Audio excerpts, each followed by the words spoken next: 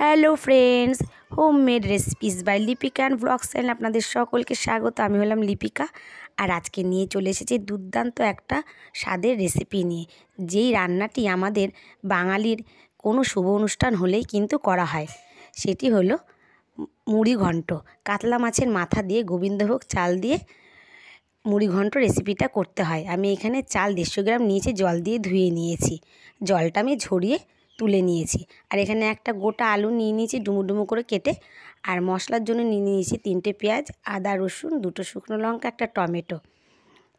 আমি ঘি দিয়ে আগে চালটাকে ভালো করে মেখে রেখে দেব কিছুক্ষণের জন্য। কড়াইটা ওভেনে বসিয়ে দিয়েছি। কড়াইটা আমার গরম হয়ে গেছে। কড়াইয়ে দিয়ে দিলাম সর্ষের তেল। সর্ষের তেলটা ভালো করে আমি কড়াইয়ে নাড়িয়ে চাড়িয়ে লাগিয়ে নেব। দেখুন কড়াই থেকে ধোয়া উঠছে।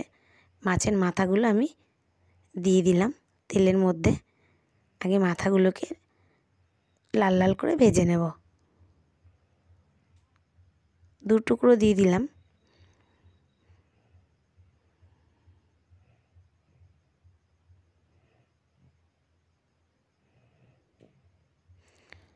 মাছের মাথাটা আমি উল্টে দিয়েছি।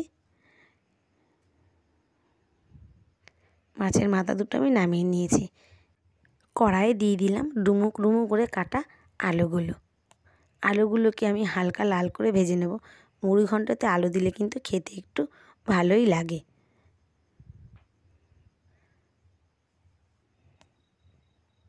আলুগুলো আমার ভাজা হয়ে গেছে। আলুগুলো আমি নামিয়ে নেব। কড়াই যে তেলটুকু রয়েছে তার মধ্যে সামান্য একটু তেল দিয়ে দিলাম। দিয়ে দিলাম একটা তেজপাতা ফোড়ন।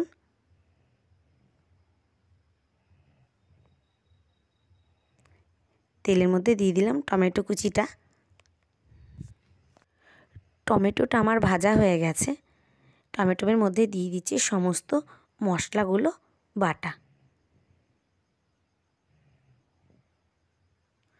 ভালো করে নাড়ি চাড়িয়ে টমেটোর সাথে মিশিয়ে দিলাম মশলাগুলোকে। এইবার দিয়ে দিচ্ছি মশলার মধ্যে হলুদ,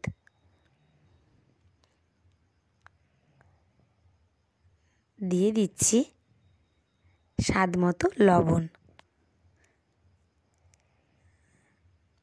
এইবার হলুদ লবণ সমস্ত কিছু একসাথে মিশিয়ে এই মশলাটাকে খুব ভালো করে ভেজে নেব।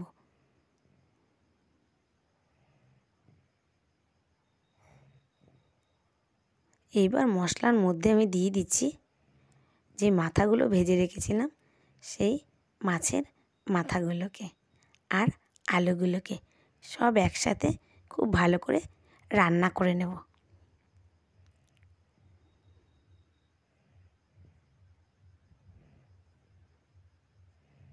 মাছের মাথাগুলোকে আমি না ভেঙে ভেঙে দেব, কেন মাছের মাথাটা ভেঙে দিলে না মুড়ি ঘন্টটা খেতে খুব ভালো লাগে। মাছের মাথা থেকে ঘিলুগুলো বেরিয়ে আসে। পুরো একবারে মাছের মাথা যেরকম তরকারি করা হয় না, ঠিক সেইভাবেই মাছের মাথাটাকে ভালো করে রান্না করে নিচ্ছি। মশলাটা আমার খুব ভালো করে ভাজা ভাজা হয়ে গেছে, সুন্দর একটা স্মেলও বেরোচ্ছে। এইবার আমি যেই চালটা রেখেছিলাম গোবিন্দভোগ চালটা, তার মধ্যে আমি ঘি দিয়ে মাখিয়ে রেখেছিলাম চালটা, আমি এইবার সমস্ত মশলা মাছের মাথার মধ্যে দিয়ে দিলাম। এইবার সমস্ত কিছু আমি একসাথে ভালো করে মিশিয়ে এটাকে অনেকক্ষণ ধরেই কষিয়ে নেব। মিনিমাম 10-15 মিনিট আমি এটাকে ভালো করে কষিয়ে নেব, যাতে চালটার সাথে মশলাটা খুব ভালো করে মিশে যায়।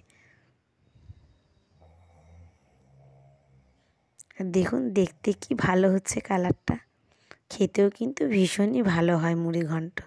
যারা যারা খেয়েছেন তারা জানেন যে মুড়ি ঘন্ট কতটা টেস্টফুল হয়। দেখুন কষানোটা আমার খুব ভালো হয়ে গেছে। দেখুন তলায় একটু হালকা হালকা একটুখানি লেগে লেগে যাচ্ছে। এবার আমি দিয়ে দিলাম পরিমাণ মতো জল। জলটা এমনই হিসাব করে দেবেন যাতে চালটা সিদ্ধ হয়ে যায়, আবার এত বেশিও দেবেন না যাতে চালটা একদম গলে যায়, একটু যেন একটু দানা দানা থাকে। থালা দিয়ে ঢেকে দিলাম। এবার ঢাকনিটা খুলে নিয়েছি। দেখুন আমার কিন্তু ঝোলটা একেবারে টেনেই গেছে। আর আমার চালটাও কিন্তু হয়েই এসেছে। মুড়িঘণ্ট কিন্তু খুব ঝোল কেউ খায় না, একটু কিন্তু শুকনো শুকনোই খায়, মানে গা রসা থাকবে আর কি হালকা। দেখুন আমি এইদিকে ওদিকে পাল্টে নিচেরটা তুলে তুলে দেখলাম, কেননা গোবিন্দভোগ চাল তো নিচে লেগে যেতে পারে, এর জন্য ঘন ঘন নাড়াতে হয়। দেখুন হয়েই গেছে, রস পুরোই টেনে গেছে। ওটা নামিয়ে নিলে না ওটা আরও টেনে যাবে। দিয়ে দিলাম একটু চিনি। চিনি দিলে কিন্তু স্বাদটা খুব ভালো লাগে, আর মুড়িঘণ্টতে কিন্তু একটু চিনি দিতে হয়, নাহলে কিন্তু ভালো লাগে না খেতে। দিয়ে দিলাম, দিয়ে চিনিটাকে ভালো করে মুড়িঘণ্টর মধ্যে দিয়ে মিশিয়ে দিলাম। আমি তো চালটাকে তো ঘি দিয়ে মাখিয়ে নিয়েছিলাম, তখন আমি অল্প ঘি দিয়েছিলাম। এটা রান্না করতে করতে ঘিয়ের স্মেলটা তো চলে গেছে। এখন রান্না আমার কমপ্লিট হয়ে গেছে। এর মধ্যে দিয়ে দিলাম একটু গরম মশলা, যেহেতু কাতলা মাছের মাথা দিয়ে গরম মশলা দিলে কিন্তু খুব ভালো লাগে। এইবার নামানোর আগে আমি এর মধ্যে দিয়ে দেব আরেকটু ঘি, একটু বেশি করে দিয়ে দিচ্ছি। দিয়ে ভালো করে নাড়িয়ে চাড়িয়ে, এইবার যা দুর্দান্ত স্মেল বেরোচ্ছে না কি বলবো। কেন প্রথমে যখন ঘিটা দিয়েছিলাম তখন কিন্তু এতটা স্মেল বেরোয়নি, তার মধ্যে জল পড়েছে, সেহেতু ঘিয়ের গন্ধটা নষ্ট হয়ে গেছে। নামানোর আগে কিন্তু একটু ঘি দিয়েই নামাতে হয়। হয়ে গেছে, নামিয়ে নিচ্ছি। দেখুন আমি একটা এখানে মাটির হাঁড়ি নিয়েছি, ভেতরে একটা কলা পাতা দিয়ে দিয়েছি। এইবার মুড়িঘণ্টটা আমি কড়াইটা নিয়ে পাশে রেখেছি, এইবার আমি ওর মধ্যে নামিয়ে নিচ্ছি। এটার মধ্যে নামাচ্ছি কেন, দেখতেও ভালো লাগে, আর মাটির জিনিসে কিন্তু জিনিস থাকলে খেতেও ভালো লাগে। আর কলা পাতার উপর নামাচ্ছি, কলা পাতার উপরে কিন্তু খাবার রাখলেন একটা খুব সুন্দর কিন্তু কলা পাতার সেন্ট হয়। দেখেই মনে হচ্ছে খেয়ে নিই, তাই না? নামিয়ে নিলাম আমি সমস্ত মুড়িঘণ্টটা।